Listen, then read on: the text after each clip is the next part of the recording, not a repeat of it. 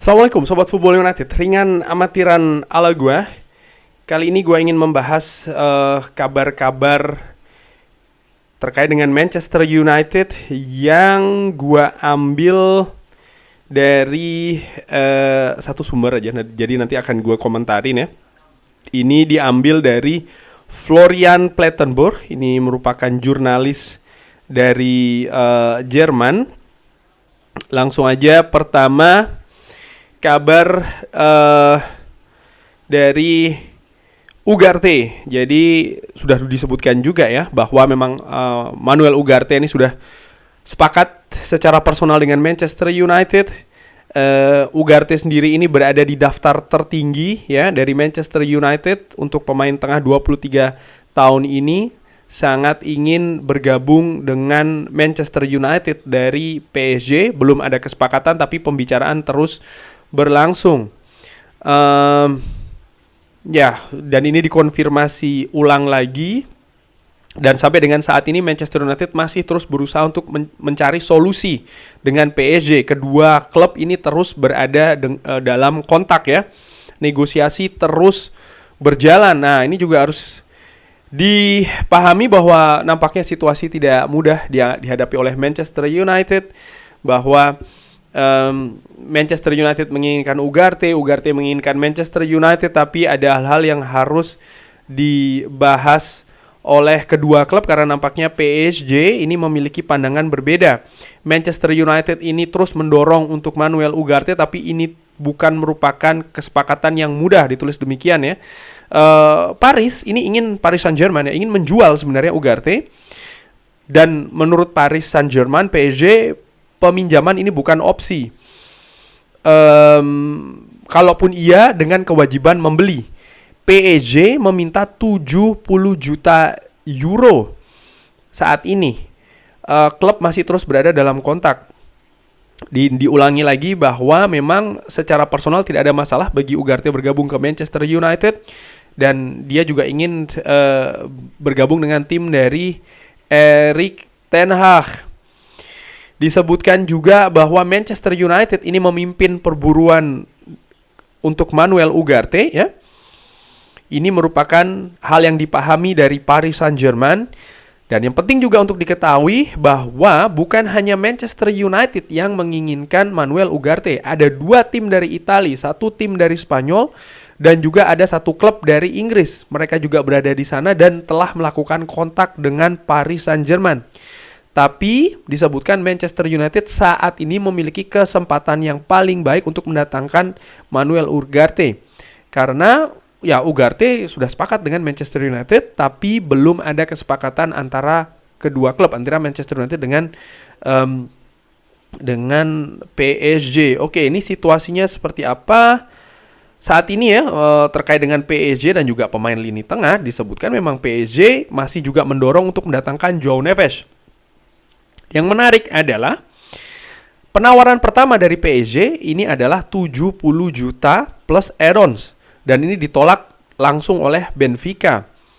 Pemain 19 tahun ini merupakan talenta yang sangat top dan sangat ingin bergabung dengan PSG.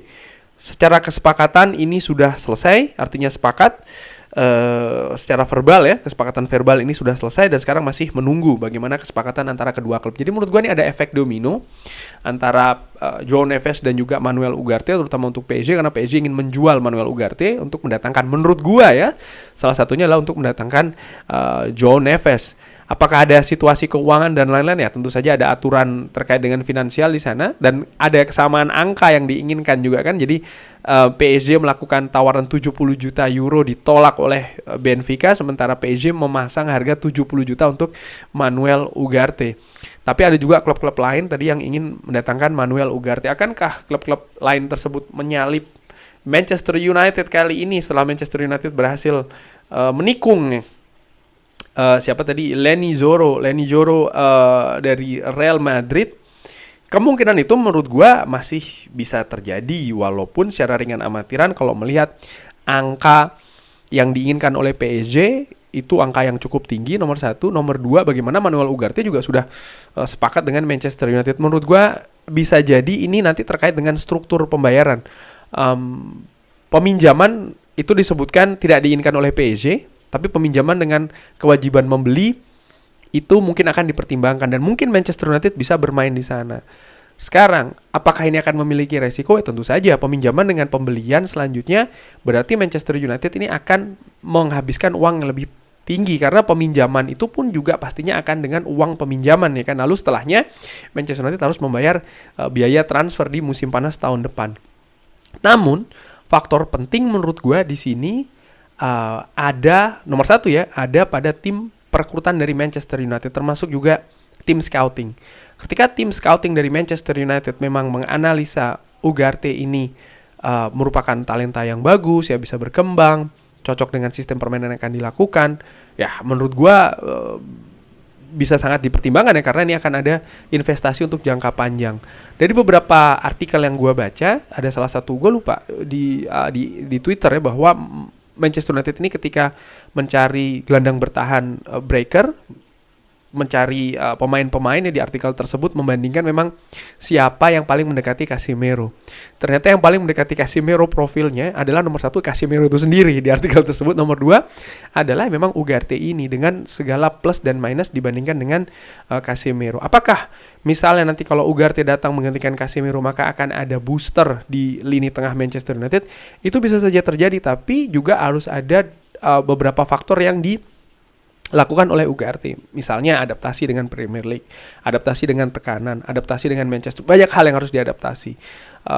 Perkembangan pun juga menurut gua bisa dilihat ya bahwa dia masih muda, artinya dia butuh adaptasi ataupun proses. Berbeda dengan Casemiro misalnya yang ketika datang di musim pertamanya, ketika itu tidak ada masalah fisik sama sekali, artinya cedera ya, dia bisa langsung nyetel dengan Manchester United secara umum demikian. Tapi musim lalu dengan situasi fisik yang tidak sebagus di musim pertamanya, Casemiro sangat berjuang untuk bisa menemukan kapasitas permainan paling tidak sama seperti musim pertama.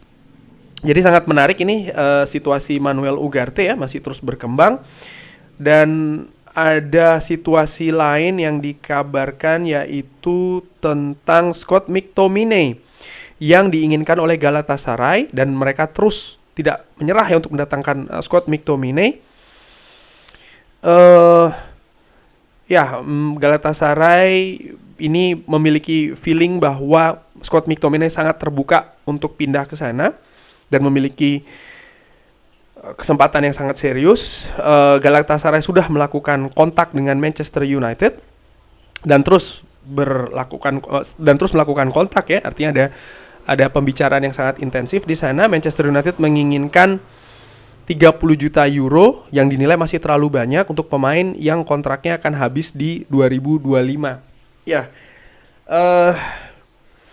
Scott McTominay yang bisa bermain juga di posisi gelandang menyerang, gelandang tengah, termasuk juga gelandang bertahan, bahkan sebagai striker juga. Jadi pemain yang versatile, pemain akademi, tentu saja yang bermain juga dengan karakter Manchester United. Menurut gua memang bukan gelandang premium, tapi gelandang yang berguna menurut gua bagi Manchester United, terutama untuk rotasi ya.